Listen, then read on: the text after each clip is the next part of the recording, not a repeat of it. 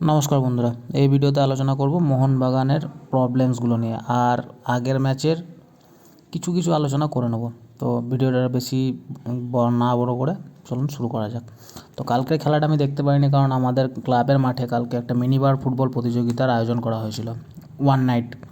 তো সেখানে আমাদের যে সিনিয়র টিম আমাদের ক্লাবের এবং আমাদের জুনিয়র টিম প্রথম ম্যাচ দিয়ে শুরু হয়। তো সেখানে একজন সিনিয়র দাদা বলছিল, আরে তাড়াতাড়ি খেলাটা শুরু করে, এরপর মোহনবাগানের খেলা দেখতে হবে আইএসএলে।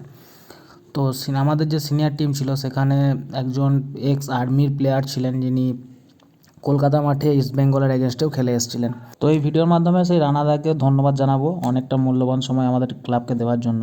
তো এরপর আসা যাক ব্যাঙ্গালোর এবং মোহনবাগান ম্যাচ নিয়ে। দেখুন, ব্যাঙ্গালোর মোহনবাগান ম্যাচ যেহেতু আমি দেখিনি, সেহেতু খুব বেশি বাড়াবাড়তি কোনো প্লেয়ারকে দোষ দিয়ে দেবো বা উল্টোপাল্টা কথা বলে দেবো, এটা বলা ঠিক হবে না। তবে মোহনবাগান যে হেড কোচ আছে হোসে ফ্রান্সিসকো মলিনা, তাকে নিয়ে আমার ফুল ভরসা আছে যে সে কীরকম কী 11 নামাতে পারে না নামাতে পারে।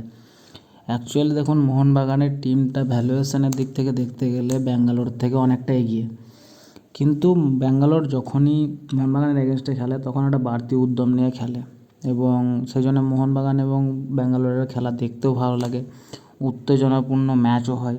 হেড টু হেডে দেখতে গেলে মোহনবাগান আমাদের ব্যাঙ্গালোরের থেকে অনেকটা এগিয়ে আসে।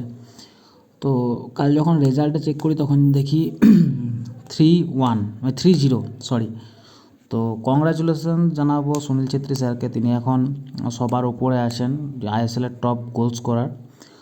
তো ব্যাঙ্গালোর টিমে যেরকম আমাদের ইন্ডিয়ান সুপার লিগের সবথেকে টপ গোল স্কোরার আছে, সেরকমই আমাদের টিমেও কিন্তু এ লিগের সবথেকে টপ গোল স্কোরার আছে। তো দুটো টিমই পারফরমেন্সের দিক দিয়ে বলতে গেলে এখন মোহনবাগান অনেক ডাউন চলছে, কিন্তু ডাউন চলার কারণটা কী? এই ডাউন চলার কারণ হচ্ছে অবশ্যই কোচ। দেখুন, কোচ অনেকে বলছেন যে কোচকে সময় দেওয়া দরকার, কোচকে সময় দেওয়া দরকার, কিন্তু দেখুন মোহনবাগান টিম তো একটা জায়গায় পৌঁছে গিয়েছিল, সেই জায়গা থেকে ম্যানেজমেন্ট সেই কোচকেই তাড়িয়ে দিয়ে নতুন কোচ নিয়ে এসছেন। তো সেই কোচ যখন এসে এই দলটাকে বুঝবে, তার যখন একটা সময় লাগবে, তখন তাকে প্রি সিজন করার অনেক আগে থেকে দরকার ছিল, কিন্তু সেটা করেনি। সেটা তো প্রথম পয়েন্ট গিয়েছে। দ্বিতীয় পয়েন্ট হচ্ছে যে হোসে ফ্রান্সিসকো মলিনা এই লাস্ট 3-4টে ম্যাচে 3-4 রকমের ফরমেশন মানে ইনক্লুড করেছে টিমটার মধ্যে। তো পারফেক্ট কোনো একটা যে ফরমেশনে খেলছে দল, সেরকমও কিন্তু কোনো কিছু নেই। যে জায়গায় দাঁড়িয়ে দেখতে গেলে ব্যাঙ্গালোর এফসি কিন্তু প্রথম থেকেই 4-4-2তে খেলে আসছে। সেই জায়গায় মোহনবাগান কখনও 5-3, 3-5, 3-5-2, কখনও 3-5-2-1, কখনও 4-3-2, কখনও 4-3-2-1, এরকমভাবে বিভিন্ন রকম ফরমেশন খেলাচ্ছে, বিভিন্ন প্লেয়ারকে বিভিন্ন জায়গায় খেলিয়ে দিচ্ছে। তো সেই দিক থেকে দেখতে গেলে প্লেয়ারদের যে একটা নিজস্ব পজিশন, সেই পজিশনগুলো হারাচ্ছে এবং বিভিন্ন পজিশনে খেলার ফলে নিজেদের যে সঠিক পজিশন, সেই পজিশনে যে খেলাটা খেলে সেই খেলাটাও ভুলে যাচ্ছে।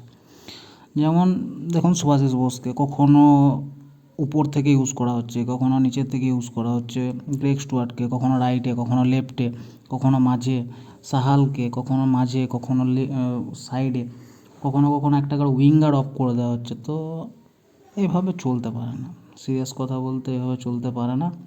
তো আজকে যদি দেখা যায় যে ইস্ট বেঙ্গল লাস্ট কয়েকটা ম্যাচ হেরেছে, কিন্তু তারা যে মার্জিনটা রেখেছিল সেটা 1 গোলের মার্জিন। আর মোহনবাগান এই যে ব্যাঙ্গালোরের এগেনস্টে খেললো, ব্যাঙ্গালোরের এগেনস্টে যত কটা গোল খেয়েছে, আইএসএলে ইস্ট বেঙ্গল প্রথম খেলাটা ব্যাঙ্গালোরের এগেনস্টে হারে 1-0, সেকেন্ড খেলাটা হারিয়েছিল কেরালার এগেনস্টে 2-1, আর লাস্ট খেলায় গোয়ার সঙ্গেও ফার্স্ট হাফে যেভাবে গোল খেয়েছিল হয়তো ভেবেছিল অনেকে অনেকগুলো গোল হতে পারে, সেখান থেকেও ইস্ট বেঙ্গল কিন্তু 3-2তে হেরেছিল। মানে প্রত্যেকটা খেলায় ইস্ট বেঙ্গল হেরেছিল 0-1-এর যে ব্যবধান, সেই ব্যবধানে। সেই জায়গায় দেখতে গেলে মোহনবাগান আজকে একটা খেলায় খেললো, মানে একটা খেলায় হারলো, সেই খেলাটাতেই ইস্ট বেঙ্গলের ইস্ট বেঙ্গল এতগুলো ম্যাচ হেরে যতগুলো গোলের মার্জিন রেখেছিল, সে একটা খেলাতেই সেই মার্জিন মানে ভেঙে ফেললো। তো দেখুন, হোসে ফ্রান্সিসকো মলিনা হচ্ছে একজন ফুটবল দলের ম্যানেজার, মানে একে যদি টিডি করতো তাও মানা যেত, কিন্তু যেহেতু একে টিডি না করে কোচ করা হয়েছে, এর কিন্তু কোচিং এক্সপিরিয়েন্স খুব একটা নেই। আর কোচ হিসাবে এর সাফল্যও কিন্তু আমি বারবার বলে এসেছিলাম যে হাবাস স্যারকে সরিয়ে দেওয়া হয়েছিল, এটা অবশ্যই অন্যায় করা হয়েছে। মলিনা অবশ্যই একজন ভালো মাপের টিডি, মানে ফুটবল এই যে ডিরেক্টর, সেটা তিনি ঠিক আছে, স্পেনেও সেখানে টিডি পদে ছিলেন, বাট টেকনিক্যাল ডিরেক্টরের যে গ্রুপ সেখানের একজন সদস্য ছিলেন, কিন্তু তিনি কোনোদিনই বাইরে সেইভাবে কোচ হিসেবে সফল নন। তো সেই জায়গায় তাকে নিয়ে এসে কোচ করা হলে তো এরকমই হবে। ফুটবল মাঠে এখন যেটা চলছে ভারতীয় ফুটবলে, আগে যেটা মলিনা করে গেছে সেটা আলাদা জিনিস, আর এখন যেটা চলছে সেটা কিন্তু মানে অনেকটাই এর মধ্যে ডিস্টেন্স আছে, পার্থক্য আছে। সেটা মলিনা এখন সেই রিডিংটা আনতে পারছে না। ইন্ডিয়ান ফুটবল অনেকটাই চেঞ্জ।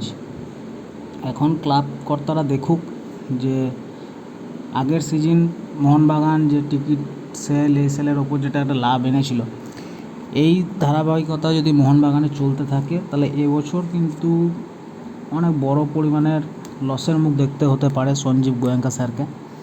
কারণ এভাবে টিম পারফরমেন্স করলে আমরা দেখেছি এর আগে খেলাগুলোতে, যেখানে ফার্স্ট খেলাগুলোতে অনেক পরিমাণে দর্শক ছিল, সেখানে লাস্টে কয়েকটা খেলাতে হোম সোয়েলেই 17,000 18,000 দর্শকের মাঝে খেলতে হয়েছে, যেখানে আগেরবার আইএসএলের সেমি এবং ফাইনালগুলোতে কোথায় আইপিএল চলাকালীনও 60,000 63,000 করে দর্শক হচ্ছিল। তো মোহনবাগান ম্যানেজমেন্ট দেখুক যে এত কোটি টাকা দামের টিম করে যদি একটা অনভিজ্ঞ কোচকে দিয়ে এইভাবে যদি টিম চালায়, তাহলে পরবর্তী ক্ষেত্রে দেখা যাবে যে মোহনবাগান কতটা ভালো করে কতটা খারাপ করে। সমর্থক হিসাবে অবশ্যই খারাপ লাগছে, সেই জন্য বারবার ম্যানেজমেন্টের কাছে রিকোয়েস্টও করছি যে প্লিজ কোচটাকে চেঞ্জ করুন, কারণ কোচটার দোষ, কোচটার মধ্যে পারফেক্ট গেম রিডিং নেই, যার জন্য মোহনবাগানের কিন্তু আজকে এই অবস্থা। প্লেয়ারদের দোষ আমি খুব একটা দিচ্ছি না, কারণ প্লেয়াররা সঠিক পজিশন পাচ্ছে না। তো এই ভিডিওটা এই পর্যন্তই। যদি ভালো লাগে তাহলে লাইক শেয়ার করবেন, চ্যানেলে নতুন হলে সাবস্ক্রাইব করবেন। ধন্যবাদ।